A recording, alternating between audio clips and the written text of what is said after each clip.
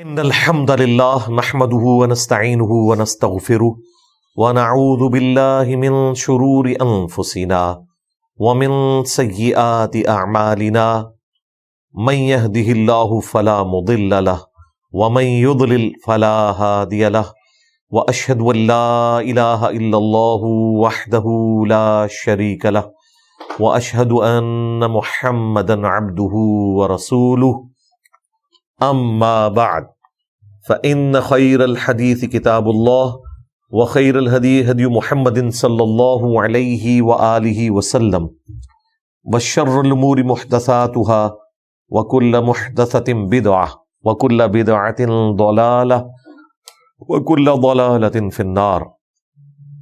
أعوذ بالله السميع العليم من الشيطان الرجيم من همزه ونفخه ونفثه. بسم الله الرحمن الرحيم.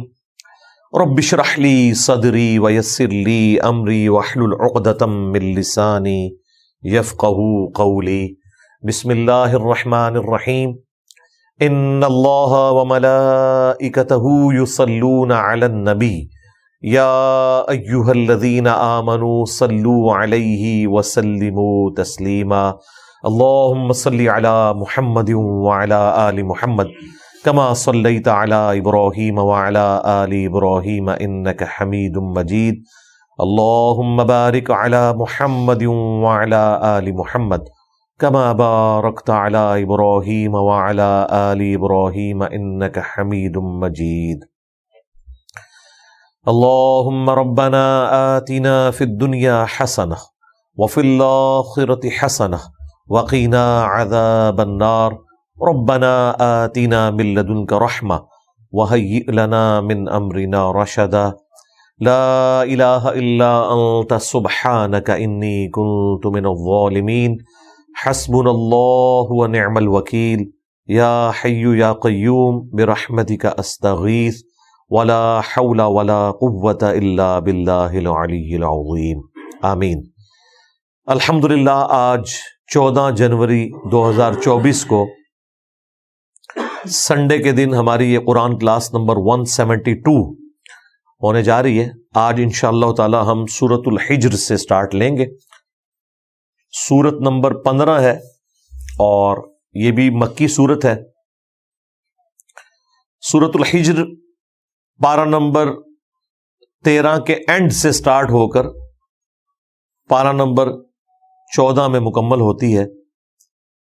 چونکہ پاروں کی تقسیم نہ تو رسول اللہ صلی اللہ علیہ وآلہ وسلم نے خود کی نہ صحابہ اکرام نے، تو اس کی وجہ سے یہ ایک مس ہینڈلنگ ہوئی کہ سورۃ الحجر کی صرف ایک آیت پارہ نمبر 13 میں ہے اور باقی اس کی 98 آیات، ٹوٹل 99 ہے. 98 آیات جو ہے وہ پارہ نمبر 14 میں ہے اور صرف پہلی ایک آیت جو ہے وہ پارہ نمبر 13 کے اندر ہے. اب اس کے پیچھے کیا حکمت تھی وہ ہمیں نہیں پتا، لیکن یہ ایک بہت بڑا اس اعتبار سے آپ سمجھ لیں ڈرا بیک ہے ان لوگوں کا جن لوگوں نے پاروں کی ڈویژن اس اعتبار سے کر دی ہے. جہاں تک قرآن کی منازل کا سوال ہے تو وہ بھی صحابہ اکرام کے دور میں تھی اور بڑے اچھے طریقے سے انہیں مینج کیا گیا. قرآن حکیم کے تعارف پہ میرے 6 لیکچرز ہیں، ان میں نے اس حوالے سے تفصیلی ڈسکشن کی تھی. سورۃ الحجر آئے اور یہ ٹاپک ڈسکس نہ ہو کہ یہ کیسی تفریق ہے کہ 99 آیات تھی ایک سورت کی، ایک آیت کو آپ نے ایک پارے میں رکھا اور باقی ساری آیات کو اگلے پارے میں شفٹ کر دیا. اس کو بھی آگے شفٹ کر دیتے، ایک لائن سے کیا ایڈوانٹیج لے لیا؟ کوئی ایڈوانٹیج نہیں لیا سوائے اس کے کہ اس کی خوبصورتی ڈسٹرب ہوگی. اس طرح کی مس ہینڈلنگ رکوعوں میں نہیں ہوئی. رکوع میں آپ کو ملے گا کہ ایک پارے سے رکوع شروع ہوتا ہے، جب تک وہ ٹاپک مکمل نہیں ہوتا وہ اگلے پارے کے اندر جا کے جب ٹاپک کمپلیٹ ہوگا تو رکوع بھی وہاں پہ جا کے مکمل ہوگا. اس کا بھی آپ دیکھ لیں، پہلا رکوع تو ظاہر ہے پارہ نمبر 13 سے سٹارٹ ہوا اور 14 نمبر پارے کے اندر جا کے مکمل ہوا. رکوع کی جو اس اعتبار سے ڈویژن ہے وہ بڑی اچھی ہوئی ہے، ایک سب ٹاپک چل رہا ہوتا ہے. سورۃ الحجر کہ سٹارٹ کے اندر ہی اللہ تعالیٰ نے اپنی قدرت کی نشانیاں بیان کی ہیں، اور اسپیسیفکلی نبی الاسلام کی دعوت کے حوالے سے بھی قرآن کا معجزہ ہونا اسے بھی ذکر کیا، اور جو کفار کی طرف سے اعتراضات تھے آپ صلی اللہ علیہ وآلہ وسلم کی رسالت کے اوپر اسے ایڈریس کیا، اور اسی میں وہ شعراء آفاق آیت آتی ہے، آیت نمبر 9، انا نحن نزلنا الذکر وانا لہ لحافظون، بے شک اس الذکر یا دہانی قرآن کو ہم نے نازل کیا اور ہم ہی اس کی حفاظت کرنے والے ہیں۔ اور پھر اس کے بعد اللہ تعالیٰ نے جو فزیکل فینومینا آف نیچر ہیں ان کے ذریعے اپنا تعارف کروایا، وہ بھی بڑے اچھے انداز میں دوسرے رکوع کے اندر آئیں گے۔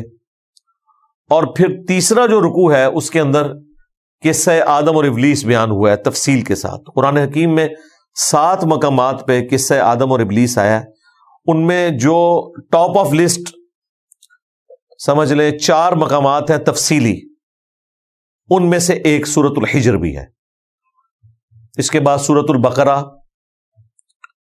سورہ صاد اور سورۃ الاعراف میں تو بہت زیادہ تفصیل ہے، اور پھر سورہ بنی اسرائیل میں بھی تھوڑا سا ذکر ہے، سورۃ الکہف کے اندر اور سورہ طٰہٰ کے اندر۔ بہرحال جو ڈیٹیلڈ ذکر ہے وہ جن مقامات پہ آئے ان میں سے سورۃ الحجر بھی ہے، اور اس میں چند ایک یونیک چیزیں بھی ڈسکس ہوئی ہیں جو باقی مقامات پہ نہیں ہیں، انشاءاللہ جب آئے گا تو میں اسے ڈسکس کروں گا۔ اعوذ باللہ من الشیطان الرجیم، بسم اللہ الرحمن الرحیم، الف لام را، یہ حروف مقطعات ہے۔ تلک آیات الکتاب وقرآن مبین، یہ آیتیں ہیں اللہ کی کتاب کی اور روشن قرآن کی۔ اس کو آپ یوں بھی ترجمہ کر سکتے ہیں کہ یہ کتابیں ہیں اللہ کی آیات کی، یعنی کہ قرآن مبین کی۔ واو ایک تفصیل کے لیے بھی آ سکتا ہے، اور اگر لوح محفوظ کے ساتھ آپ اسے جوڑیں تو ظاہر ہے کہ لوح محفوظ وہ الکتاب ہے، بل ہوا قرآن مجید فی لوح محفوظ، جس میں اصل قرآن رکھا ہوا ہے۔ اسی لوح محفوظ میں سے یہ قرآن نازل ہوا اور باقی الہامی کتابیں بھی نازل ہوئیں، تو قرآن حکیم کی جو آیات ہیں یہ الکتاب یعنی لوح محفوظ کی آیات بھی ہیں اور اس روشن قرآن کی بھی ہیں۔ ربما یود الذین کفروا لو کانوا مسلمین، ایک وقت وہ بھی آنے والا ہے کہ جب کافر یہ تمنا کریں گے کاش وہ دنیا میں مسلم ہوتے۔ یہ قیامت کے دن جب وہ عذاب اپنی آنکھوں سے دیکھ لیں گے تو اس وقت یہ تمنا کریں گے۔ کیا سوز و گداز ہے اس آیت کے اندر کہ وہ وقت بھی آنے والا ہے کہ یہ لوگ تمنا کریں گے کاش ہم دنیا میں مسلم ہوتے۔ یعنی آج تو یہ پیغمبر کو دھمکیاں لگا رہے ہیں، آج یہ اہل ایمان کو ایمان لانے کی پاداش میں تکلیفیں دے رہے ہیں، لیکن ایک وقت آئے گا جب یہ خود عذاب الہی کو دیکھ لیں گے اپنی موت کے وقت یا آخرت میں، تو یہ بھی تمنا کریں گے کاش ہم دنیا میں مسلم ہوتے، سر تسلیم خم کر دیتے۔ میرے خیال ہے مسلمانوں کو بھی اپنے اوپر یہ آیت فٹ کرنی چاہیے کہ ایسا نہ ہو کہ دنیا میں جو لوگ اپنے فرقوں کو بڑھا چڑھا کر پیش کرتے ہیں اور فخریہ اپنے آپ کو فرقوں کے ساتھ منسوب کرتے ہیں، کہیں قیامت کے دن یہ بھی نہ کہیں کہ کاش ہم دنیا میں صرف مسلم ہی ہوتے اور اپنے آپ کو فرقوں میں منسوب نہ کرتے۔ ذرہم یاکلوا ویتمتعوا، اے نبی ان کو ان کے حال پر چھوڑ دیں، کھائیں پیئیں، جو دنیا میں اللہ تعالیٰ نے ان کو متاع دیا ہے اسے استعمال کریں۔ وَيُلْهِهِمُ الْعَمَلُ فَسَوْفَ يَعْلَمُونَ، اور یہ جن کاموں کے اندر مشغول ہیں، طول عمل کا شکار ہیں، غفلت میں، جھوٹی امیدوں میں، یہ اسی میں سرگرداں رہے، ان قریب یہ اس کا انجام جان لیں گے۔ یعنی یہ آخری درجے کا غصہ ہے، جب کسی کے اوپر اللہ تعالیٰ مہر لگا دیتا ہے نا، اس کے بارے میں پھر یہ ڈیسیژن ہو جاتا ہے کہ اے نبی اب ان کو ان کے حال پہ چھوڑ دیں، یہ کھائیں پیئیں، یاشی کریں، دنیا میں اپنی اسی کھیل کود کے اندر سرکردہ رہیں، وہی جھوٹی امیدیں لگا کر رکھیں، ان قریب انہیں پتہ چل جائے گا، اچانک ان کے اوپر اللہ تعالیٰ کے عذاب کا کوڑا جب آئے گا۔ وما اہلکنا من قریۃ الا ولہا کتاب معلوم، اور نہیں ہلاک کیا ہم نے کسی بھی بستی کو مگر یہ کہ اس کی ہلاکت کا وقت اللہ تعالیٰ کے ہاں مقرر تھا، لکھا ہوا تھا، جو اللہ کو معلوم تھا۔ یعنی نبی علیہ السلام کو، ان کے ساتھیوں کو بھی یہ تسلی دی جا رہی ہے کہ یہ جو آپ کو بار بار کہتے ہیں نا کہ قیامت کے دن کا عذاب آ کیوں نہیں جاتا، اور انبیاء کرام کے انکار کرنے کے اوپر جو عذاب آتا ہے وہ ہم پر کیوں نہیں اے نبی تم لے آتے، تو ان کو بتاؤ کہ وہ اللہ کے ہاں مقرر ہے، جب اللہ چاہے گا وہ عذاب آئے گا، اور جب اللہ نہیں چاہے گا وہ عذاب اسی طریقے سے ڈیلے ہوتا رہے گا، کیونکہ اللہ کے ہاں تو اس کا ٹائم اور وقت، تاریخ، دن بھی مقرر ہے۔ ہر شخص کا انڈیویجول عذاب اس دن سٹارٹ ہو گیا جس دن اس کی موت آ گئی، پھر آخرت کا عذاب بھی ہے، اور دنیا میں بھی غزوہ بدر کی شکل میں عذاب تو آیا مشرکین عرب کے اوپر۔ ما تسبق من امت اجلہا وما یستأخرون، کوئی بھی امت نہ تو آگے بڑھ سکتی ہے نہ پیچھے رہ سکتی ہے، جو اللہ تعالیٰ نے ان کے لیے موت کا وقت مقرر کر دیا ہے، جو اللہ تعالیٰ کی طرف سے کفار کے اوپر عذاب آنے کا وقت ہے وہ مقرر ہے۔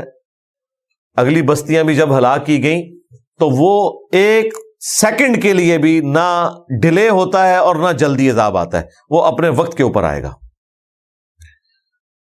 اب یہ الگ بات ہے کہ نبی الاسلام کے کیس میں غزوہ بدر، احد، خندق کے اندر مشرکین عرب پہ عذاب کی قسطیں آئیں، لیکن جو بڑا عذاب فتح مکہ کے دن آنا تھا وہاں پر معافی کی اناؤنسمنٹ ہو گئی، اور پھر اس سے اگلے سال 9 ہجری کے اندر سورہ توبہ کی آیات نازل ہوئیں۔ حضرت ابوبکر صدیق رضی اللہ تعالیٰ عنہ امیر حج تھے، مولا علی علیہ السلام کو نبی صلی اللہ علیہ وآلہ وسلم نے پیچھے سے بھیجا کہ جا کر منا میں میری طرف سے یہ اناؤنسمنٹ کر دو، کیونکہ عرب میں یہ کلچر تھا کہ قریبی رشتہ دار کی اناؤنسمنٹ کو اس کی طرف سے شمار کیا جاتا تھا۔ تو سورہ توبہ کی آیات انہوں نے تلاوت کی کہ اب اگلے سال کوئی بھی یہاں پہ کافر حج کے لیے نہیں آ سکتا، اور 4 مہینے کا ٹائم ہے، یا تو ایمان لے آؤ یا پھر عرب کی سرزمین چھوڑ کر چلے جاؤ، کیونکہ اللہ تعالیٰ نے اب عرب کی سرزمین کو اپنے لیے مخصوص کر لیا، ادروائز جہاں پائے جاؤ گے قتل کیے جاؤ گے۔ یہ وہ عذاب استیصال تھا جو انبیاء کے انکار کے اوپر اینڈ پہ قوموں پر آیا کرتا تھا، جس کے تحت فرعونی ڈبوئے گئے سمندر کے اندر، جس کے تحت قوم ہود ہلاک ہوئی، قوم صالح ہلاک ہوئی، اور قوم لوط ہلاک کی گئی۔ اس طرح کا عذاب ہمارے نبی کے کیس میں صحابہ کرام کی تلواریں اللہ نے مسلط کی۔ کچھ قسطیں تو اس کی آئیں، جو بڑی قسط آنے والی تھی اس کی نوبت ہی نہیں آئی، لوگوں نے ایمان قبول کر لیا۔ لیکن ظاہر ہے یہ مکی دور کی آیات ہیں، تو اس وقت تو کسی کو مستقبل نہیں پتا تھا کیا ہونے والا ہے۔ وَقَالُوا يَا أَيُّهَا الَّذِي نُزِّلَ عَلَيْهِ الذِّكْرُ، اور یہ کافر کہتے ہیں کہ اے وہ شخص جس پہ اتارا گیا ہے الذکر، اِنَّكَ لَمَجْنُونَ، بے شک تو مجنون ہے، تیرا ذہنی توازن درست نہیں ہے، وَلِعَوْذُ بِاللَّهِ تعالی۔ یہاں پر الذکر قرآن کے لیے استعمال ہوا، تو کافر تو بہت کچھ کہا کرتے تھے۔ قرآن میں آیا کہ وہ یہ بھی کہتے تھے کہ یہ مجنون ہے، جو یہاں پہ بھی ذکر آیا، اس نے ایک اجمی غلام رکھا ہوا ہے جو اسے پڑھاتا ہے۔ یہ بھی کہتے تھے کہ یہ بازاروں میں چلتا پھرتا ہے عام انسانوں کی طرح، کھاتا پیتا ہے۔ حالانکہ یہ تو عیب والی بات نہیں ہونی چاہیے تھی، لیکن ان کا کلیم یہ تھا کہ پیغمبر تو ایک سپر ہیومن ہونا چاہیے جس میں یہ کوالٹیز پائی جاتی ہوں کہ وہ کھائے پیے بغیر بھی زندہ رہے۔ اب یہ غلط ڈیمانڈ تھی۔ اس کے علاوہ یہ کہتے تھے اسے پریشان خواب آتے ہیں جو یہ بیان کرتا ہے۔ یہ بھی کہتے تھے کہ یہ شاعر ہے، یہ بھی کہتے تھے کہ یہ قصہ گو ہے، اگلے لوگوں کی سٹوریز اس نے یاد کی ہوئی ہیں، یا اسے کوئی املا کرواتا ہے اور وہ اپنی زبان میں آ کے بیان کرتا ہے، والعیاذ باللہ تعالی۔ یہ وہ ساری کی ساری چیزیں ہیں جو قرآن حکیم میں مختلف جگہ کے اوپر رپورٹ ہوئی ہیں۔ اب یہ باتیں سننا، ان کے اوپر صبر کرنا، یہ پیغمبر کے لیے ایک آزمائش والا معاملہ تو تھا، تو اللہ تعالیٰ ساتھ ساتھ پھر تسلی بھی دیتا ہے۔ یہاں پر ان کا ایک اعتراض نقل ہوا ہے کہ جب وہ مجنون کہتے تھے تو ساتھ کہتے تھے لو ما تأتینا بالملائکۃ ان کنت من الصادقین، کہ کیوں نہیں تو فرشتوں کو ہمارے سامنے لے آتا اگر تو واقعی سچوں میں ہے۔ یعنی فرشتوں کو سامنے لے کر آ، قرآن تو سنتے تھے، ان کی زبان میں تھا، انہیں پتا تھا اگلی قومیں ہلاک کی گئی، تو وہ ڈیمانڈ کرتے تھے کہ جس طرح اللہ تعالیٰ نے فرشتوں کے ذریعے اگلی قوموں کے اوپر عذاب بھیجا، تو وہ فرشتے کیوں نہیں نازل ہوتے یہاں بھی عذاب لے کر؟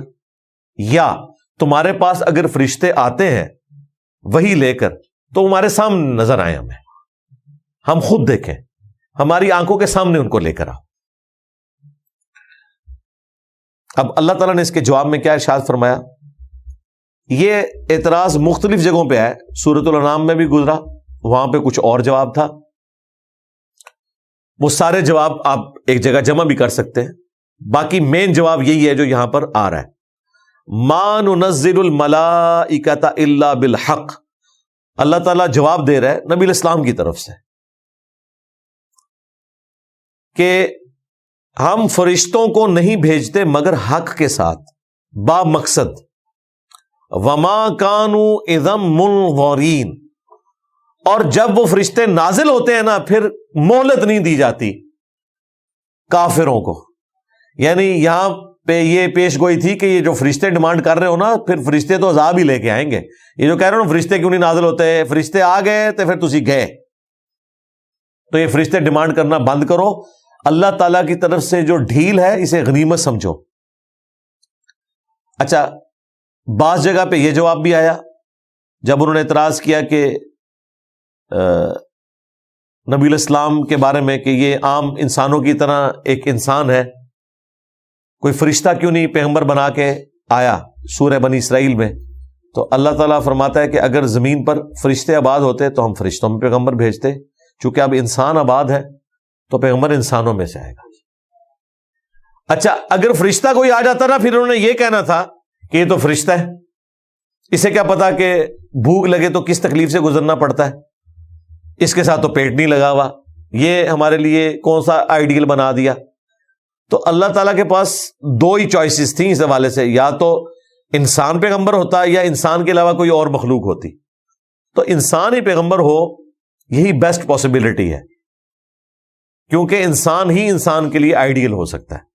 تو اللہ تعالیٰ فرما رہا ہے یہ جو فرشتے مانگتے ہیں نا، تو فرشتے تو پھر کسی مقصد کے تحت نازل ہوتے ہیں، اور پھر مقصد تمہارے حق میں تو یہ ہوگا کہ تم پر عذاب نازل ہوگا۔ اور غزوہ بدر میں بخاری مسلم میں ہے فرشتے نازل ہوئے، احد میں بھی نازل ہوئے، فرشتوں نے کتنے کافروں کو قتل کیا، حتیٰ کہ بخاری میں حدیث ہے حضرت جبرائیل علیہ السلام نے جب نبی صلی اللہ علیہ وآلہ وسلم سے پوچھا کہ آپ کے اصحاب میں سب سے افضل کون ہے، تو نبی علیہ السلام نے کہا کہ جو میرے ساتھ بدر میں شریک ہوئے ہیں۔ تو حضرت جبرائیل نے کہا کہ ہم فرشتوں میں بھی سب سے افضل فرشتے وہ ہیں جو بدر میں آپ کے ساتھ شریک ہوئے تھے۔ تو فرشتوں کے مراتب بھی اس حوالے سے ہے، تو بدر میں شریک ہوئے، اور وہ لوگوں کی تسلی کے لیے تھا، اللہ کو تو فرشتوں کی حاجت نہیں ہے۔ 5000 فرشتوں کے ذریعے تمہاری مدد کروں گا، یہ قرآن حکیم میں آیا۔ پھر اللہ تعالیٰ نے ساتھ یہ کہا کہ یہ تو تعداد جو بیان کر رہے ہیں تمہاری تسلی کے لیے، باقی مدد تو اللہ کی طرف سے ہے۔ اب وہ شعراء آفاق آیت آ رہی ہے، سورہ الحجر کی آیت نمبر 9، اِنَّا نَحْنُ نَزَّلْنَا الذِّكْرَ وَإِنَّا لَهُ لَحَافِظُونَ۔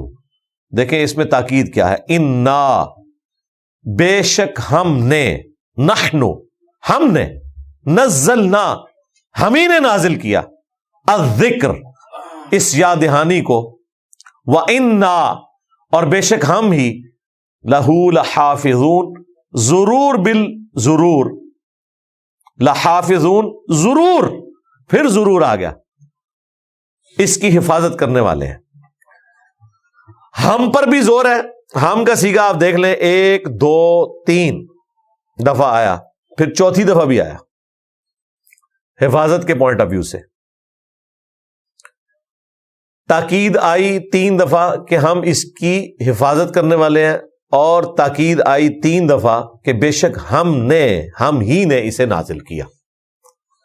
یہ قرآن حکیم میں وہ مقام ہے جو قرآن حکیم کی حفاظت کا ذمہ اللہ تعالیٰ نے لیا. اس کانٹیکسٹ میں شعراء افاق آیت ذروہ سنام یعنی ایپیکس چوٹی وہ یہ آیت ہے, اور یہاں پر قرآن کو اللہ تعالیٰ نے الذکر فرمایا, یعنی یاد دلانے والی چیز. قرآن کس کی یاد دلانے والی کتاب ہے؟ اللہ کی.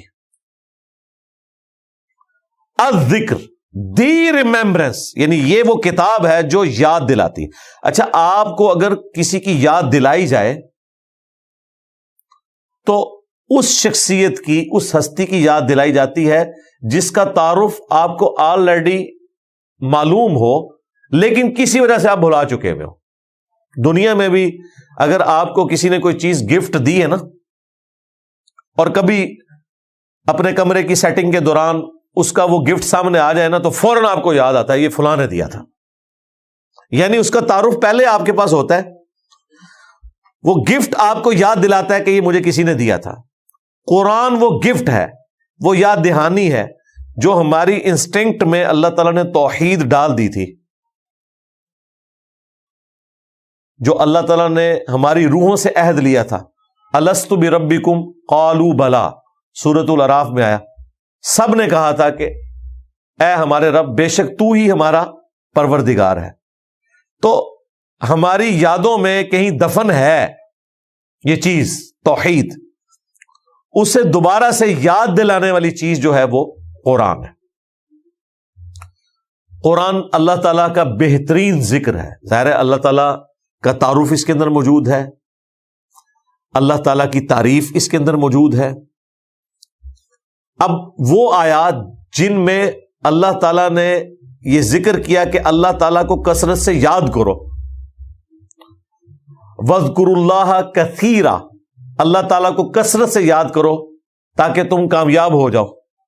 تو اللہ کا جو یاد والا معاملہ ہے, اللہ کا ذکر والا معاملہ ہے, جس میں ہمارے دلوں کا سکون ہے, جو ہم پچھلی سورت میں پڑھ چکے سورہ الرعد کے اندر, الا بذکر اللہ تطمئن القلوب, آگاہ ہو جاؤ بے شک اللہ کی یاد میں دلوں کا سکون ہے. اس میں نے تفصیلی آلموسٹ کوئی 40 منٹ کی گفتگو کی تھی اور بتایا تھا کہ اللہ تعالی کا جو ٹاپ آف لسٹ ذکر ہے وہ قرآن ہے. اللہ کی تعریف بھی ہے, اللہ کو یاد دلانے والی چیز ہے, اور الذکر نصیحت کے معنوں میں بھی آتا ہے. نبی علیہ السلام بھی اللہ تعالی کی طرف سے ذکر کرنے والے ہیں, یاد دہانی کروانے والے ہیں. وما ارسلناک الا رحمتا للعالمین, وما ارسلناک الا کافتا للناس بشیرا ونذیرا, یعنی یہاں پہ ہے ڈر سنانے والا, خوش خبری دینے والا. وما ہوا الا ذکر للعالمین, یہ نبی تو نہیں ہے مگر نصیحت تمام جہان والوں کے لیے. نبی علیہ السلام کے لیے بھی آیا, قرآن کے لیے بھی آیا, اللہ کا تعارف کروانے والے. تو میں نے یہ بتایا تھا کہ ٹاپ آف لسٹ جو ذکر ہے وہ قرآن, پھر اس کے بعد جو فرائض ہیں ہم پر, ان میں بھی ٹاپ کے اوپر نماز. وَأَقِمِ الصَّلَاةَ لِلذِّكْرِ, میرے ذکر کے لیے, یاد کے لیے نماز کو قائم رکھنا. اور باقی جو ذکر ہے, جو ہم اٹھتے بیٹھتے اللہ تعالیٰ کو یاد کرتے ہیں, اس کا تو پروٹوکول بھی کوئی نہیں. الذین یذکرون اللہ قیاما وقعودا وعلی جنوبہم, اٹھتے بیٹھتے کروٹوں پر لیٹے اللہ کا ذکر کرتے ہیں, اللہ کو یاد کرتے ہیں. صبح شام کی دعائیں ہیں, وہ بھی ذکر کی ایک فارم ہے, لیکن ٹاپ آف لسٹ قرآن. یہ وہ آیت ہے سورۃ الحجر کی آیت نمبر 9, جو اس بات کا ثبوت ہے کہ اللہ تعالیٰ نے قرآن کی حفاظت کی ذمہ داری لی ہے، لیکن لیکن لیکن صرف عربی ٹیکسٹ کی، قرآن کی تفسیر جو ہے اس میں کوئی ڈنڈی مار سکتا ہے، اس کی عربی کو کوئی چینج نہیں کر سکتا، اور اس ماڈرن ورلڈ میں تو اس کے ترجمے کو بھی کوئی چینج کر ہی نہیں سکتا۔ کیوں؟ اب تو ایک زبان دوسری میں ٹرانسلیٹ کرنی ہے، وہ کمپیوٹر کر کے دے گا، اور کمپیوٹر نہ بریلوی ہے، نہ دیوبندی ہے، نہ اہل حدیث ہے، نہ شیعہ ہے۔ کمپیوٹر ہے، وہ عربی لنگوسٹک کا جو اپروپریٹ معنی بنتا ہے وہ آپ کو بتائے گا، اس میں کوئی ڈنڈی نہیں مارے گا۔ اب قرآن کے ساتھ کوئی اس طرح کا کھلواڑ بالکل نہیں کر سکتا کہ وہ ترجمہ اس کا بدل دے، ہاں وہ پریکٹیکلی بدل بھی دے، کوئی فرق نہیں ہوگا، پکڑا جائے گا۔ تفسیر جتنی مرضی وہ غلط لکھے، پکڑی جائے گی، لیکن اللہ تعالیٰ کی طرف سے کوئی ایسی پکڑ نہیں ہوگی کہ کوئی غلط اس کی انٹرپریٹیشن کر رہا ہے اور اس کے اوپر کوئی پکڑ آ جائے، وہ آپ کے لیے آزمائش ہوگا۔ لیکن قرآن پاک کا جو ٹیکسٹ ہے نا، اس کی ذمہ داری اللہ تعالیٰ نے لی ہے، جس کا پریکٹیکل ثبوت یہ ہے کہ جن جن لوگوں نے تباہ آزمائی کرنے کی کوشش کی، ان کی کوشش ناکام رہی۔ اس وقت بھی دنیا میں لاکھوں میں نہیں، کروڑوں میں تعداد ہے ایسے لوگوں کی جو قرآن کو حفظ کیے ہوئے ہیں۔ آپ دیکھیں قرآن جب پرنٹ ہوتا ہے نا، اس کے اینڈ پہ لکھا ہوتا ہے کم از کم 4-5 حفاظ کی طرف سے سگنیچر ہوتے ہیں کہ ہم نے اسے حرف بہ حرف پڑھا ہے اور یہ بالکل درست ہے۔ اچھا، یہ کتاب کو ہم حضرت عثمان غنی رضی اللہ تعالیٰ عنہ کے نسخے سے جا کے میچ نہیں کرتے جو ٹرکی میں رکھا ہوا ہے یا رشیا میں، وہاں کس کی اپروچ ہے، اور یہ لے بھی جائیں تو میچ کر ہی نہیں سکتے، اس پہ تو زبر زیر پیش ڈلے ہی نہیں ہوئے ہیں، اور وہ تو ایک دوسرے خط میں لکھا ہوا ہے، وہ جو یہاں کے لوگ تو جانتے ہی نہیں ہیں۔ حفاظ کی کریمنگ اسے محفوظ بناتی ہے، اور وہ اس کی پروف ریڈنگ کرتے ہیں ایک ایک چیز کی، جو انہوں نے نسل در نسل ٹرانسفر کیا ہے۔ نبی علیہ السلام نے صحابہ کو سکھایا ہے، صحابہ نے تابعین کو، تبع تابعین کو، اس طریقے سے یہ ساری کی ساری چیز ٹرانسفر ہوئی اجماع امت سے، عملی تواتر سے۔ قرآن کی حفاظت اللہ تعالیٰ نے جو ذمہ لیا، اس کو اللہ تعالیٰ نے پورا کروایا امت کے ذریعے، کیونکہ ہمارے سامنے تو قرآن نازل نہیں ہوا، یہ خدمت اللہ نے امت کے سپرد کی۔ بڑے بڑے لوگ ڈنڈیاں مار کے گئے، قرآن کے کسی لفظ کو چینج نہیں کر سکے۔ آج ہم گمراہ فرقوں کو جو اتنے اعتماد کے ساتھ للکارتے ہیں کہ قرآن میں یہ لکھا ہوا ہے، آپ مجھے بتائیں اگر قرآن تبدیل ہو جاتا تو انہوں نے تو ہمارے دنیا میں چھوڑے جانے سے پہلے ہی اپنی مطلب کی آیات بیچ میں داخل کر لینی تھی۔ آج ان کے لیے مصیبت بنی ہوئی ہے، نہ انہیں غلط کہہ سکتے ہیں۔ وہ کہتے ہیں نہیں تفسیر یہ بنتی ہے، تفسیر کا فلاں عالم نے لکھی ہے، ہم کہتے ہیں نہیں قرآن میں تو یہ لکھا ہوا ہے، بھاگ نہیں سکتے۔ اور یہی وجہ ہے کہ قیامت والے دن ہر شخص اللہ کی بارگاہ میں اکاؤنٹیبل ہے۔ جو شخص یہ کوئی گلہ شکوہ کر سکتا تھا نا کہ میں نے وقت کے پیغمبر کو اپنے سامنے نہیں پایا، اللہ نے اس کا گلہ شکوہ دور کر دیا۔ پیغمبر کا خلیفہ وصی قرآن کی شکل میں قیامت تک کے لیے محفوظ کر دیا۔ نبی الاسلام بھی تو اپنے بعد یہی قرآن ہی دے کے گئے نا۔ اگر قرآن کی حفاظت کی ذمہ داری اللہ تعالیٰ نہ لیتا تو پھر اللہ تعالیٰ کو پیغمبر بھیجنے پڑنے تھے، ادروائز اللہ تعالیٰ کی صفت عدل چیلنج ہو جاتی، کیونکہ اگر میرے تک تعلیمات ہی صحیح نہیں پہنچی ہیں تو میں اللہ کے حضور کیسے پکڑا جاؤں گا؟ اللہ تعالیٰ نے اس چیز کو انشور کیا قرآن کو محفوظ کر کے، کیونکہ پیغمبر کوئی نہیں آنا تھا۔ لہذا ختم نبوت کے اوپر ایک دلیل یہ بھی ہے کہ قرآن کو اللہ نے محفوظ کر دیا۔ لوگ کہتے ہیں اگلی کتابیں الہامی، کیا وہ لاڈلی کتابیں نہیں تھی؟ بالکل تھی، انہیں کیوں نہیں محفوظ کیا؟ اس لیے کہ اس وقت اگر کوئی کتاب کے ساتھ ہیرا پھیری کرتا تھا نا تو وقت کا پیغمبر موجود ہوتا تھا۔ بخاری مسلم میں حدیث ہے کہ بنی اسرائیل کی سیاست جو تھی نا وہ بھی انبیاء کے ہاتھ میں تھی۔ کوئی بھی نبی اس وقت تک فوت نہیں ہوتا تھا جب تک کہ وہ اپنے حکومتی معاملات کو اگلے نبی کو ٹرانسفر نہ کرتے۔ تو آپ امیجن کریں کہ ہر وقت پیغمبر موجود ہو دنیا میں، کوئی ڈنڈی مار ہی نہیں سکتا۔ کوئی تشریح بھی غلط کرے گا تو لوگ کہیں گے جی پیغمبر سے فیصلہ کرواتے ہیں، تو اختلاف کے چانسز ہی ختم ہے۔ اگر اب اللہ نے یہ ڈیسیژن کیا کہ پیغمبر میں نے کوئی نہیں بھیجنا، تو اس کا منطقی نتیجہ یہ تھا کہ اب کتاب پھر محفوظ ہونی چاہیے، کیونکہ اگر اب کتاب بدل گئی تو ہدایت تو ختم ہو گئی، سارے جنتی ہو گئے، کیونکہ اللہ کے حضور آپ مقدمہ جیت جائیں گے کہ مجھے کیا پتا تھا، میں نے جس زمانے میں آنکھ کھولی اس میں تو ایاک نعبد و ایاک نستعین کے ساتھ یا علی مدد بھی لکھا ہوا تھا، یا شیخ عبد القادر جیلانی مدد بھی لکھا ہوا تھا۔ آپ کوئی کہہ سکتا ہے؟ نہیں جناب، جو پکارتے ہیں نا انہوں نے بھی حاشیے میں لکھا ہوتا ہے، قرآن میں نہیں داخل کر سکتے۔ تو اللہ تعالیٰ نے اس کتاب کو محفوظ اس لیے کیا چونکہ پیغمبر اب کوئی نہیں آنا تھا، ادروائز کتابیں تبدیل ہو جاتی، جس طرح اگلی ہوئی تھی یہ کتاب بھی تبدیل ہو جاتی، تو پھر تو اللہ تعالیٰ کے حضور ہم کوئی نہ کوئی مقدمہ اپنا پیش کر سکتے تھے کہ یا اللہ ہم تک تو بات ہی صحیح نہیں پہنچی۔ تو اللہ تعالیٰ نے اس قرآن کو محفوظ کیا، اور یہی وجہ ہے کہ نبی علیہ السلام کا جو دعوی نبوت ہے نا، اس کے اوپر جو سب سے بڑی دلیل ہے، آپ علیہ السلام کا سب سے بڑا جو معجزہ ہے، جو ہم ہر وقت دنیا کو پیش کر سکتے ہیں، وہ اللہ کی کتاب ہے۔ نبی علیہ السلام کی مبارک زندگی میں آپ کے جو فزیکل فینومینا آف نیچر کو توڑنے والے معجزات تھے، جن میں سے ایک ہی معجزہ ایسا ہے جو لوگوں کے سامنے ظاہر ہوا نبوت کی نشانی کے طور پر، بخاری مسلم میں آیا، وہ چاند دو ٹکڑے ہوا۔ یہ ایک نشانی تھی جو لوگوں کے سامنے تھی۔ باقی آپ کو جتنے معجزات ملتے ہیں نا، وہ نبی علیہ السلام کے اس طریقے سے چیلنج کر کے کوئی دکھانے والے معجزات نہیں تھے۔ سفر میں پانی کم پڑ گیا، بخاری مسلم میں آیا، نبی علیہ السلام نے ایک پیالے میں انگلیاں رکھی اور چشمے جاری ہوئے، 1500 صحابہ نے پانی پیا بھی، جانوروں کو پلایا، سٹور بھی کر لیا، اور جابر بن عبداللہ کے الفاظ ہیں بخاری مسلم میں کہ ہم 1 لاکھ بھی ہوتے نا تو وہ پانی اس سے بھی زیادہ تھا۔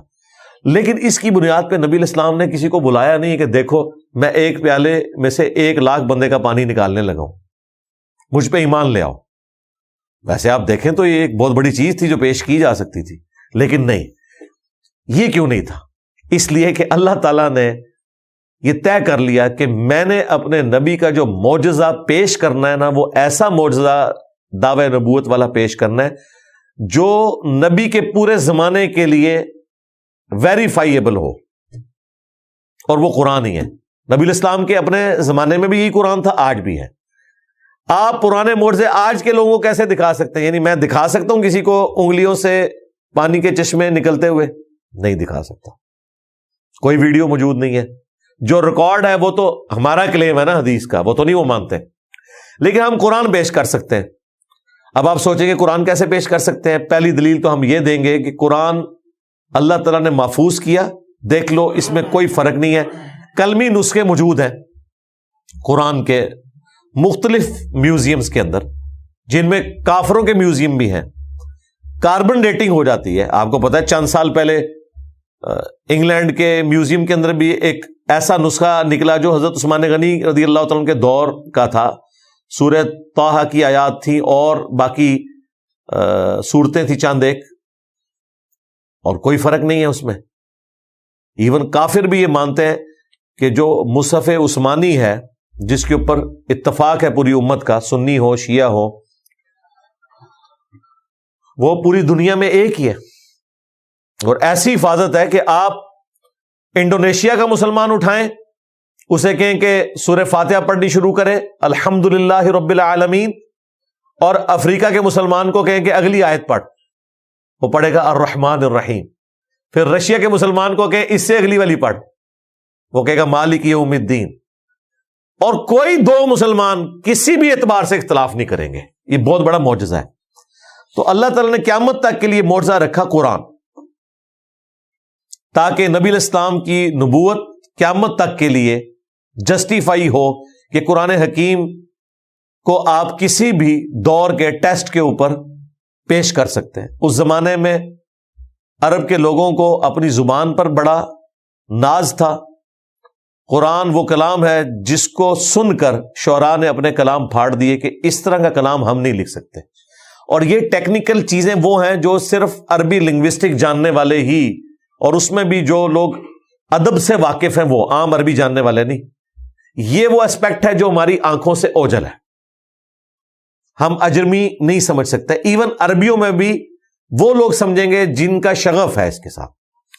لیکن یہ چیز کہ قرآن محفوظ ہے، قرآن کا دعویٰ تھا کہ اس کتاب میں نہ باطل آگے سے داخل ہو سکتا ہے، نہ پیچھے سے، نہ دائیں سے، نہ بائیں سے. سورہ حامیم سجدہ میں آیا، اور یہاں پہ آیا کہ ہم اس کی حفاظت کرنے والے ہیں. تو ہمیں حفاظت تو نظر آ رہی ہے، کوئی فرق نہیں ہے. کوئی لے کر آئے نسخہ کوئی دوسرا اور دکھائے ہمیں کہ دیکھیں جی یہ ہے جسے مسلمان مانتے ہیں. ایک تو یہ جو قرات کے اختلاف ہے، وہ اختلاف کا لفظ اس کے لیے غلط ہے، وہ 7 قراتوں میں قرآن نازل ہوا ہے. یہ اختلاف ڈسپیوٹ کے معنوں میں نہیں ہے، یہ اختلاف 7 قرات میں اللہ نے قرآن کو نازل کیا ہے. لیکن جو دنیا میں یہ چل رہی ہے قرات، یہ وہ قرات ہے جو کہ قریش والی قرات ہے، جسے حضرت عثمان غنی رضی اللہ تعالیٰ عنہ نے ریٹن میں باقی رکھا، باقیوں کے نسخے جلوا دیے. صحیح بخاری میں آتا ہے. لیکن نسل در نسل وہ قرات بھی چل رہی ہے. اس وقت افریقن کئی ملک ہیں جن میں دوسری قرات بھی جو ہے وہ پڑھی جاتی ہے، اور وہ آپ نے اکثر یہاں بھی سنی ہوگی کہ وہ اس انداز میں، جس طرح ڈائلیکٹ ہمارے بھی مختلف ہیں. ایک پنجابی پوٹھوہار کی ہے، ایک پنجابی لاہور والی سائڈ کی ہے، ایک پنجابی جو ہے وہ سیالکوٹ کی ہے، فیصل آباد کی ہے. تھوڑے تھوڑے الفاظ کے فرق سے جو ہے وہ بات ایک ہی ہے. ہم بولتے ہیں ادھر آ، پنڈی والے بولتے ہیں ادھر آ. تو اب پیش کا فرق آ گیا نا، لیکن لفظ وہی ہے، بولنے کا انداز ڈفرنٹ ہو گیا. قرآن میں بھی ایک قرات کے اندر مالک یوم الدین ہے، ایک قرات میں مالک یوم الدین ہے. اس میں میم کے اوپر زبر ہے، کھڑا زبر نہیں ہے. اور زبر زیر کا فرق بھی ہے. ایک قرات میں لقد جاءکم رسول من انفسکم ہے، ایک قرات میں انفاسکم بھی ہے. انفسکم، انفاسکم، انفسکم تمہاری جانوں میں سے ایک پیغمبر آیا، انفاسکم تم میں بہترین نفیس ترین شخص آیا. بیک وقت دونوں مانے نبی اسلام کے کیس میں درست ہے. تو یہ قرات کا اختلاف اپنی جگہ ہے، یہ اختلاف نہیں ہے، ڈسپیوٹ نہیں ہے. 7 قراتوں میں قرآن نازل ہوا ہے. لیکن یہ جو قرات پوری دنیا میں چل رہی ہے، اسی میں ہی حفظ کیا جاتا ہے اور آگے ٹرانسفر اس طرح کے معاملات ہوتے ہیں. اس قرات کو بس ایک قرات کے فن کے طور پر ضرور زندہ رکھا ہوا ہے. سبع عشرہ کا کورس بھی کر کے قرآن حضرات آتے ہیں جو والضحیٰ واللیل اذا سجا، اسے پڑھتے ہیں والضحیٰ واللیل اذا سجے. ہم پڑھتے ہیں سجا، وہ سجے، لیکن معنی وہی ہے، وہ بولنے کا انداز ہے. ٹھیک ہے. جس طرح آپ سرائکی طرز میں جو لوگ پنجابی بولتے ہیں، وہ آپ کو پنجابی ذرا ڈفرنٹ لگے گی، ہماری والی پنجابی ذرا ڈفرنٹ لگے گی. لاہور والوں کی پنجابی بالکل ڈفرنٹ ہے. فیصلہ آباد والوں کی آپ پنجابی دیکھیں تو بالکل ڈفرنٹ ہے. وہ ہمیں سن کے پتہ چل جاتا ہے کس علاقے کی پنجابی ہے، لیکن ساروں کے لیے پنجابی کا لفظ بولا جاتا ہے. تو قرآن حکیم کی وہ قرات کا جو اختلاف ہے، وہ اسے اس اعتبار سے کوئی مشکوک نہیں بناتا، کیونکہ اکثر لوگ اس کو پوچھ بھی رہے ہوتے ہیں. میں نے اس کے اوپر کئی ایک ویڈیوز بھی ریکارڈ کروائی ہیں. ماڈرن دور کے اندر دمشق شام کا ایک رائٹر ہے عثمان طاہا، جسے سعودیہ والوں نے ہائر کیا تھا آلموسٹ کوئی 30-40 سال پہلے. اس نے مصحف لکھ کے دیا، مختلف مصحف لکھوائے تھے سعودی عرب والوں نے. شاہ فہد جو پرنٹنگ پریس ہے انہوں نے، یہ جو ہمارے ہاتھ میں یہ بلو والا قرآن ہے جو آپ کو مسجد نبوی میں، بیت اللہ شریف میں ملتا ہے، یہ بھی اس کا ہی لکھا ہوا ہے. یہ بلو بائنڈنگ سے سعودیہ سے شائع ہوتا ہے، اور یہی قرآن ریڈ بائنڈنگ میں ایران سے شائع ہوتا ہے. دونوں پہ لکھا ہوا ہے کہ عثمان طاہا کا لکھا ہوا قرآن، وہ کاتب وہی ہے. اور ایسے کمال انداز میں اس نے لکھا ہے کہ اب آپ دیکھیں کہ اس قرآن کے آلموسٹ 600 سے زیادہ صفحات ہیں. ہر صفحے کے اوپر آیت مکمل ہو رہی ہے. اس طرح اس نے الفاظ کو ایڈجسٹ کیا ہے، کوئی ایک صفحہ نہیں ایسا کہ جس پہ آیت مکمل نہ ہو رہی ہو. بڑی محنت کی ہے اس بندے نے، کئی بار اسے پریکٹس کرنی پڑی، کئی الفاظ چھوٹے بڑے کر کے ایڈجسٹ کرنا پڑتا ہے. لیکن اس نے یہ اس کی نشانی ہے، اسے کہا جاتا ہے عثمان طٰہٰ کا مصحف۔ عثمان طٰہٰ اس کا کاتب بھی ہے اور یہ مصحف عثمانی بھی ہے، یعنی حضرت عثمان غنی رضی اللہ تعالیٰ عنہ کا جو مصحف جو انہوں نے قریش کی قرات میں باقی رکھا تھا۔ اور پاکستان میں جو زیادہ قرآن چلتا ہے وہ تاج کمپنی کا لکھا ہوا قرآن ہے، وہ بھی کمال لکھا ہے، بلکہ اس کی رائٹنگ اس سے زیادہ خوبصورت ہے، مجھے تو وہ رائٹنگ زیادہ پسند آئی ہے۔ ایون سعودی عرب میں بھی جب تک ان کے پاس یہ نہیں تھا، وہ تاج کمپنی کے قرآن کو ابھی پسند کرتے ہیں۔ ہمارے پاس جب ان کے سفیر آتے ہیں تو گفٹ میں تاج کمپنی کا وہ بڑا قرآن دیا جاتا ہے، کیا وہ کاتب ہے جس نے وہ قرآن لکھا ہے، مزہ آ جاتا ہے پڑھنے کا اس کو۔ اور یہاں پہ جتنے حفاظ ہیں نا وہ تاج کمپنی والے قرآن سے نا حفظ کرتے ہیں، اسے کہتے ہیں 16 سطروں والا قرآن، یعنی 16 لائنوں والا قرآن ہے۔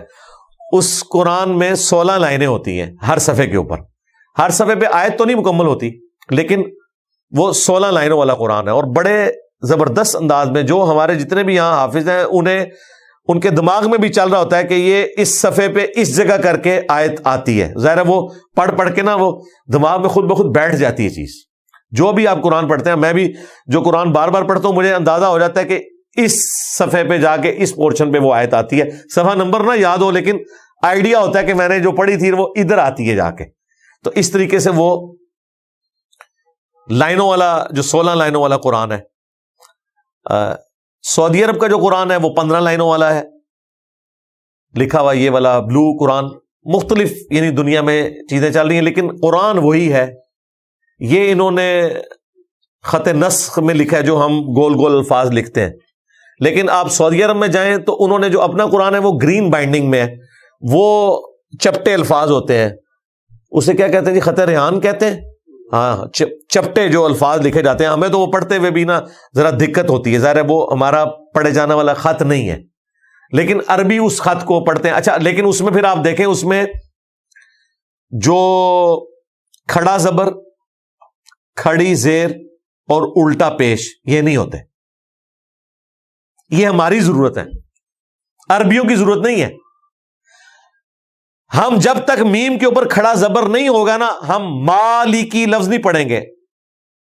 ان کے قرآن پہ میم کے اوپر کھڑا زبر نہیں ہوگا، عام والا زبر ہوگا، ہم اسے پڑھیں گے مالکی یوم الدین، لیکن عربی اسے پڑھے گا مالکی یوم الدین۔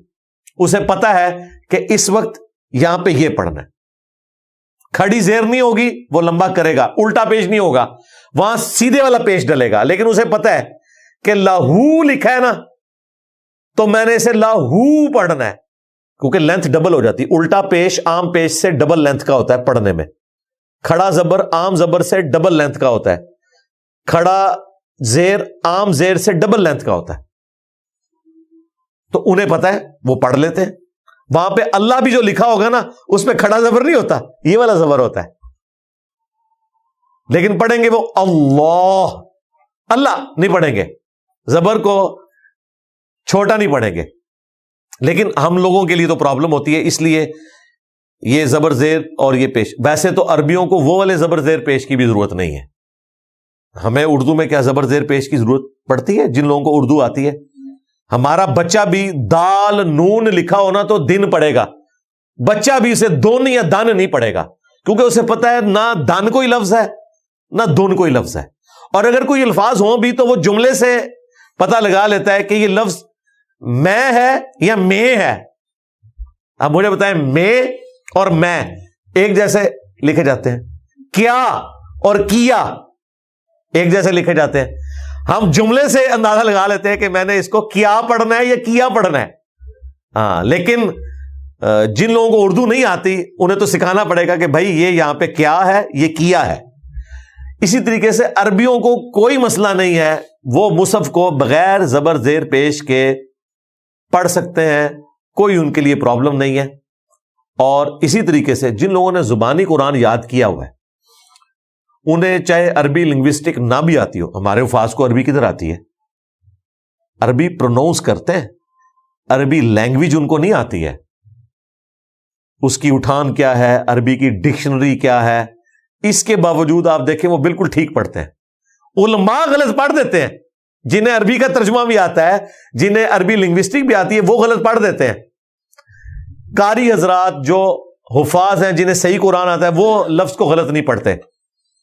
کیوں؟ انہوں نے اپنی کرامنگ سے یاد کیا ہوا ہے. جس طرح ہم نے سورہ فاتحہ یا قرآن کی جو صورتیں ہم فریکوینٹلی پڑھتے ہیں، وہ ہم نے کیسی یاد کی ہوئی ہیں. ہمیں تو کوئی غلطی نہیں لگتی اس میں. سورۃ الفاتحہ میں کبھی نہیں ایسا ہوگا کہ آپ 5ویں آیت کی جگہ 4تھی پڑھ دیں، وہ زبان پہ چڑھے گی نہیں. اگرچہ کسی کو اس کا معنی نہ بھی آتا ہو، وہ اس نے اسی طریقے سے اسے کریم کیا ہوا ہے.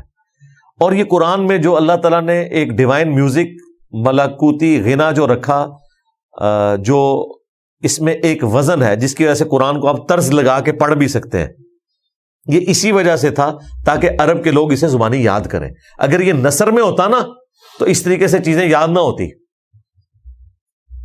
اور قرآن کا یہ وزن اس کی حفاظت اس طرح کرتا ہے کہ آپ کسی ایک آیت کو اٹھا کے دوسری صورت میں فٹ بھی نہیں کر سکتے. وہ آیت بولے گی کہ میں ادھر کی نہیں ہوں. کئی صورتوں میں بھی ایک سے زیادہ کئی وزن آ جاتے ہیں، لیکن وہ جب وزن چلتے ہیں تو پھر ایک جیسے چلتے ہیں. تو اس وزن نے نہ صرف اس میں خوبصورتی پیدا کی ہے کہ آپ طرز بھی لگا سکتے ہیں، بلکہ حفاظت بھی کی ہوئی ہے. اب یہ عربی لنگوسٹک کی جو جتنی چیزیں ہیں، یہ تو جو عربی ادب کے جاننے والے لوگ ہیں وہ آپ کو بتا سکتے ہیں قرآن میں یہ اس طرح ہے، اس طرح ہے. آج کے زمانے میں کیا ہو سکتا ہے؟ آج کے زمانے میں قرآن کو آپ سائنس کے ٹیسٹ سے گزاریں. سائنس وہ جو اسٹیبلش ہے، جو صرف تھیوریز ہیں، کنفرم نہیں ہے، ان کی میں بات نہیں کر رہا، یا ابھی ایوالو ہو رہی ہیں. تو کئی ایک ایسی چیزیں جو قرآن میں بیان ہوئی ہیں، جس طرح ماں کے پیٹ میں بچے کی جو پرورش ہے وہ کس طرح ہوتی ہے، کن سٹیجز سے، یہ تو ہمیں آج سے تقریباً 60-70 سال پہلے جب الیکٹرانک مائکروسکوپ کی انوینشن ہوئی ہے تو پتہ چلا ہے. لیکن قرآن میں جو ترتیب اس کی بیان ہوئی ہے سورہ الحج میں، سورۃ المومنون کے اندر، کہ کن سٹیجز سے گزرتا ہے، یہ وہ چیزیں ہیں جو ہم بتا سکتے ہیں. ہر زندہ چیز کا پانی سے پیدا ہونا جو قرآن بیان کرتا ہے، یہ بتا سکتے ہیں کہ یہ چیزیں جو اسٹیبلش ہیں وہ قرآن حکیم میں صرف اسی لیے ہے کہ قرآن اللہ کا قول ہے اور یہ کائنات اللہ کا فعل ہے.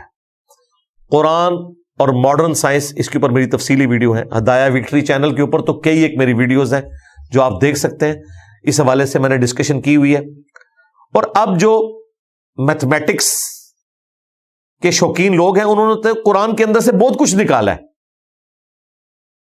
کہ قرآن میں جو آسمان کا لفظ السماء آیا ہے نا، جتنی دفعہ اتنی دفعہ الارض آیا ہے.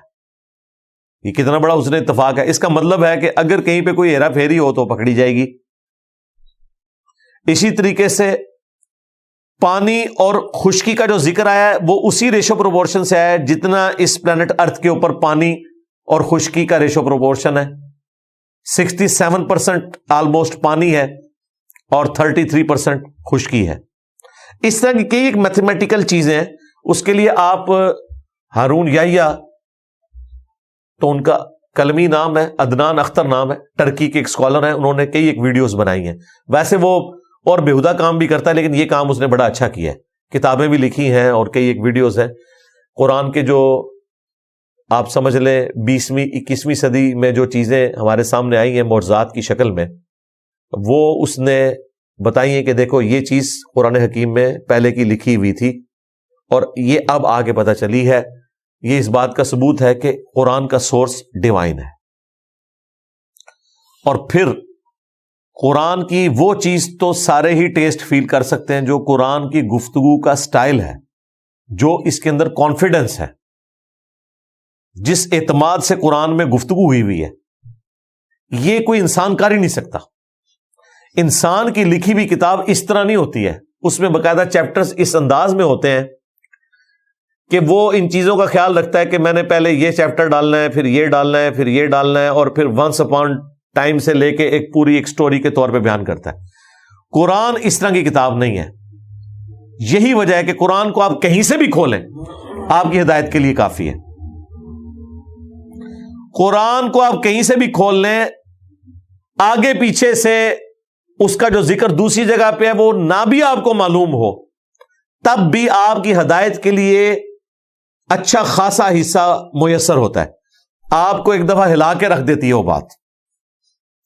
اگر اس طرح کے ربط ہم تلاش کرنا شروع کریں تو پھر تو قرآن پاک آپ جب تک سٹارٹ سے اینڈ تک نہیں پڑھیں گے آپ کو بات نہیں سمجھ آئے گی۔ قرآن تو کہیں یہ نہیں کہتا۔ 30ویں پارے میں آپ دیکھ لیں، چھوٹی چھوٹی صورتیں ہیں، مکمل ایک ٹاپکس ہیں۔ یہ قرآن کے تعارف میں نے بتایا تھا کہ یہ اللہ تعالیٰ کے خطبات ہیں، پرفیکٹ خطبے ہیں 114۔ تو یہ جو ٹیسٹ ہے وہ آپ فیل کر سکتے ہیں۔ قرآن کتنے اعتماد کے ساتھ گفتگو کرتا ہے۔ کئی نان مسلمز جنہوں نے قرآن پاک کا ترجمہ پڑھا ہے نا انگریزی میں، سب کا جو کامن ایکسپیرینس ہے وہ یہی ہے کہ اس کتاب کا سٹائل ہی بڑا ڈیفرنٹ ہے، اس کا بات کرنے کا کانفیڈنس ہی ڈیفرنٹ ہے۔ پورے وثوق کے ساتھ یہ کتاب بات کرتی ہے۔ ہمیں چاہیے، کرنا چاہیے، اس طرح نہیں ہے یہ کرو گے تو یہ ہوگا اور اگر یہ کیا تو یہ ہو جائے گا۔ یہ انسان کو اس طریقے سے بات کر ہی نہیں سکتا۔ تو یہ وہ ٹیسٹ ہے جو ہر بندہ فیل کر سکتا ہے، بشرطے کہ قرآن کو اچھے طریقے سے ترجمہ کیا ہو، الفاظ کا چناؤ اچھا ہو۔ میرے نزدیک مولانا مودودی رحمہ اللہ نے جس طریقے سے قرآن حکیم کو اردو میں ٹرانسلیٹ کیا ہے، انہوں نے وہ عربی زبان کا سوز و گداز ٹرانسلیٹ کیا ہے جی۔ جہاں کہیں بریکٹس ان کو لگانی پڑتی ہیں اس وجہ سے کہ عربی تو ورسٹائل زبان ہے، اردو میں ٹرانسلیٹ کرنے کے لیے بعض اوقات آپ کو بریکٹس لگانی پڑتی ہیں تاکہ وہ جملہ سیدھا ہو جائے، لیکن عربی زبان میں وہ جملہ اسی طریقے سے بولا جاتا ہے۔ اب اردو زبان میں تو بڑا ظلم ہے نا کہ آپ ترجمہ لوگوں کو یہ بتائیں کہ ہم نے آپ کو نہیں بھیجا مگر رحمت للعالمین بنا کر تمام جہانوں کے لیے یا تمام جہان والوں کے لیے۔ باللفظ تو ترجمہ یہ درست ہے، لیکن اردو میں تو ہم اس طرح نہیں بولتے۔ اردو میں ہم یوں بولیں گے کہ ہم نے آپ صلی اللہ علیہ وآلہ وسلم کو تمام جہان والوں کے لیے رحمت بنا کر بھیجا ہے، لیکن لفظی ترجمہ وہی ہوگا کہ ہم نے نہیں بھیجا مگر رحمت بنا کر تمام جہان والوں کے لیے۔ عربی میں جب اس طریقے سے گفتگو ہوتی ہے وہ گفتگو میں وزن کے لیے، اور یہ نارمل گفتگو ہے۔ عربی میں تو یہ ٹھیک ہے، لیکن اردو میں ہمیں الفاظ کا چناؤ ایسا کرنا چاہیے کہ وہ آپ اردو میں اس کا سوز و گداز فیل کر سکیں۔ اس کے لیے پھر آپ کو بریکٹس لگانی پڑتی ہیں، بعض اوقات الفاظ کو سیدھا کرنا پڑتا ہے۔ میں بھی یہاں پہ باللفظ ترجمہ نہیں کرتا ہوں، بالمفہوم کرتا ہوں، کیونکہ میں اردو میں بات کر رہا ہوں۔ لہذا یاد رکھیں کہ قرآن کا کوئی بھی ترجمہ، وہ قرآن کا ترجمہ ضرور ہے، اسے آپ قرآن نہیں کہہ سکتے، یہ ذہن میں رکھیے گا، کیونکہ غلطی کے چانسز ہیں۔ اسی لیے ہمارا یہ موقف ہے اور علماء کا اس پہ اتفاق ہے کہ قرآن کا صرف ترجمہ نہیں پرنٹ کرنا چاہیے۔ جب بھی کریں عربی لکھیں اوپر، نیچے ترجمہ، یا ایک صفحہ عربی والا دوسرا اردو والا، جس طرح مولانا مودودی کا ترجمہ انہوں نے پرنٹ کیا، ایک طرف عربی ایک طرف اردو، تاکہ اگر صرف کسی نے اردو پڑھنا ہے وہ پڑھے۔ یہ نہیں کیا کہ عربی کو غائب ہی کرتے، کیونکہ اردو ترجمہ بہرحال ایک انسان کی کوشش ہے۔ بعض اوقات الفاظ کا چناؤ ایسا ہوگا کہ آپ کو عربی کی طرف جانا پڑے گا کہ بھئی یہ لفظ لکھا بھی ہوا تھا، مثلا ماں کے پیٹ میں کیا ہے یہ لوگوں نے بریکٹ میں خود ہی ڈال دیا، نارا یا مادہ، وہ مصیبت بن گیا ہے ہمارے لیے۔ قرآن میں تو نہیں لکھا ہوا تھا، قرآن میں تو اللہ تعالیٰ نے بدبخت یا خوش بخت ہونے کی بات کی ہے۔ هو الذی خلقکم فمنکم کافر ومنکم مؤمن، وہی ہے جس نے تمہیں پیدا کیا، پیدا کرنے والا ایک ہے، لیکن کوئی تم میں سے کافر ہو جاتا ہے، کوئی مومن ہوتا ہے۔ یہ اب اللہ کو پتا ہے کہ یہ بچہ جو پیدا ہوگا یہ کافر ہو کر مرے گا یا مؤمن ہو کر مرے گا۔ پیدا تو وہ فطرت پہ ہوگا، لیکن بعد میں کہاں پہ جائے گا وہ۔ لہذا قرآن کے بھی صرف عربی ٹیکسٹ کی گارنٹی ہے، اس میں کوئی رد و بدل نہیں ہوگا۔ ترجمے میں تفسیر میں لوگ ڈنڈی مار سکتے ہیں، کئی لوگوں نے ماری ہیں، ہم نے پکڑی ہیں۔ ایک جگہ انہوں نے حاضر و ناظر ترجمہ کر دیا، دوسری جگہ انہوں نے اس کا ترجمہ گواہ کر دیا، پکڑے گئے۔ یہ تو ایک ایسا ٹاپک ہے، اس پہ 1 گھنٹہ اور بولا جا سکتا ہے کہ قرآن حکیم کس طریقے سے اللہ تعالیٰ نے اسے محفوظ کیا ہے۔ اگر کوئی شخص نیک نیتی کے ساتھ اپنے آپ کو قرآن کے سامنے پیش کرتے، خواہ وہ کسی گمراہ فرقے کا بھی ترجمہ پڑھے، وہ حق تک پہنچ جائے گا۔ گمراہی کتنی بھلائی ہوئی ہوگی، سورہ فاتحہ کا ترجمہ تو غلط نہیں ہوا ہوا نا، پکڑا تو جائے گا۔ جن جن لوگوں نے جہاں جہاں ڈنڈی ماری ہے وہ انہی کے ترجمے میں خود انہوں نے اپنی ڈنڈی پکڑ لی ہوئی ہے. دوسری جگہ جا کے پتا چل جاتا ہے کہ یار یہ دیکھو ادھر کیا کر دیا انہوں نے. یہ بات تھی اصل میں. اور تفسیر بالکل 180 ڈگری کی ہوتی ہے, پکڑی جاتی ہے. یار قرآن میں تو یہ لکھا ہی نہیں ہوا تھا, انہوں نے کیا اس میں سے نکال لیا. اور یہ زیادہ تر کام کیا صوفیاء نے, اور ان کے کسٹوڈین اس وقت بریلوی اور دیوبندی, وہ زیادہ تر اس طرح کے معاملات کرتے ہیں. شیعہ کے ہاں تو بہت زیادہ اس طرح کا معاملہ کیا گیا, لیکن وہاں پہ بھی اچھے ترجمے موجود ہیں. سید فرمان علی شاہ کا ترجمہ بالکل صحیح ترجمہ کیا ہے, ایاک نعبد و ایاک نستعین کا. اور ایون حاشیے میں بھی انہوں نے لکھا کہ یہ آیت واضح ثبوت ہے کہ مدد صرف اللہ سے مانگنی چاہیے. حاشیہ بھی صحیح لکھا ہوا ہے, مزے کی بات ہے. بریلویوں نے تو پھر بھی ساتھ بزرگوں سے مانگنا ثابت کیا, دیوبندیوں نے بھی ثابت کیا. شبیر احمد عثمانی نے محمود الحسن دیوبندی کے ترجمے میں حاشیہ لکھا کہ جو اولیاء اللہ سے مانگا جاتا ہے وہ بھی اللہ ہی کی مدد ہوتی ہے. لیکن شیعہ نے یہ کام نہیں کیا. پریکٹیکلی کیا کر رہے ہیں وہ علیحدہ بات ہے. قرآن الحمدللہ جس نے بھی پری ڈیٹرمنٹ رزلٹس کے بغیر پڑھا ہے وہ حق تک پہنچ گیا. لہذا یہ اللہ تعالیٰ کا بہت بڑا احسان ہے. انا نحن نزلنا الذکر وانا لہ لحافظون. اللہ تعالیٰ نے اس ذکر کو نازل کیا, اس کی حفاظت فرمانے والا ہے. اسی لیے صحیح مسلم میں جو حجۃ الوداع کی حدیث ہے 2950, اس میں نبی الاسلام کا جو حجۃ الوداع کا خطبہ ہے اس میں الفاظ ہیں, میں اپنے بعد تم میں وہ چیز چھوڑ کر جا رہا ہوں کہ جسے پکڑ لوگے تو کبھی گمراہ نہیں ہوگے, اور وہ اللہ کی کتاب ہے. مسلم شریف میں صرف کتاب اللہ کا ذکر ہے. ہاں حاکم میں آیا ہے قرآن اور سنت, اور ظاہر سنت کو ماننا قرآن کو ماننا ہے. اور جو غدیر خم کا خطبہ ہے مسلم شریف میں اوپر تلے 4 احادیث 6225 سے 6228 تک, وہ قرآن کی تعریف میں اس سے بہتر الفاظ اور کسی حدیث میں نہیں آئے. اے لوگو آگاہ ہو جاؤ, میں بھی ایک انسان ہوں, قریب ہے کہ اللہ کا قاصد میرے پاس آئے اور میں اس کی دعوت کو قبول کر لوں. میں اپنے بعد تم میں 2 بھاری چیزیں چھوڑ کر جا رہا ہوں. ان میں سے پہلی چیز اللہ کی کتاب ہے, اس میں ہدایت ہے, اس میں نور ہے. اللہ کی کتاب اللہ کی رسی ہے, وہی وَاعْتَصِمُوا بِحَبْلِ اللَّهِ جَمِيعًا وَلَا تَفَرَّقُوا.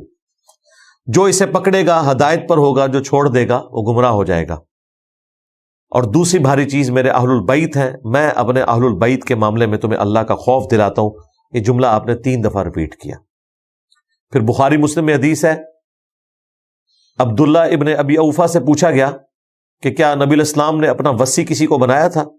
ان کا رسول اللہ صلی اللہ علیہ وآلہ وسلم نے ہمیں قرآن کے مطابق چلتے رہنے کی وصیت کی تھی. یہ ہے وصی. بخاری مسلم میں حدیث ہے, نبی الاسلام جب بھی خطبہ دیتے, مسلم میں تو تفصیل کے ساتھ ہے 2005 نمبر حدیث, تو یہی کہتے ہیں اما بعد فإن خیر الحدیث کتاب اللہ وخیر الہدی ہدی محمد صلی اللہ علیہ وآلہ وسلم. آگاہ ہو جاؤ, سب سے بہترین کلام اللہ کی کتاب ہے, سب سے ہدایت یافتہ راستہ محمد صلی اللہ علیہ وآلہ وسلم کا ہے. بدترین کام وہ ہیں جو دین میں خود سے داخل کیے جائیں.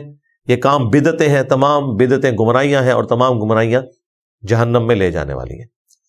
پچھلے دنوں جو سویڈن میں قرآن کی گستاخی ہوئی, تو اس کانٹیکسٹ میں میں نے تفصیلی ویڈیو بھی ریکارڈ کروائی تھی. جسے اور مواد چاہیے ہو تو وہ اس حوالے سے دیکھ لے. باقی یہ آیت اس چیز کی متقاضی تھی کہ ہم اس کے اوپر تفصیلی گفتگو کرتے, اس لیے میں نے اسے تفصیل کے ساتھ بیان کیا. کوئی تشنگی اس حوالے سے باقی نہ رہ جائے. اللہ تعالیٰ سے دعا ہے جو حق بات میں نے کہی ہمارے دلوں میں راسخ فرمائے. اگر جذبات میں میرے منہ سے کوئی غلط بات نکل گئی تو ہمارے دلوں سے اسے دھو ڈالے, ہمیں معاف بھی کر دے. ہمیں کتاب و سنت کی تعلیمات پر عمل کر کے دوسرے بھائیوں تک پہنچانے کی توفیق عطا فرمائے. سبحانک اللہم و بحمدک اشہد ان لا الہ الا انت استغفرک و اتوب الیک وما علینا الا البلاغ المبین. جزاکم اللہ خیرا.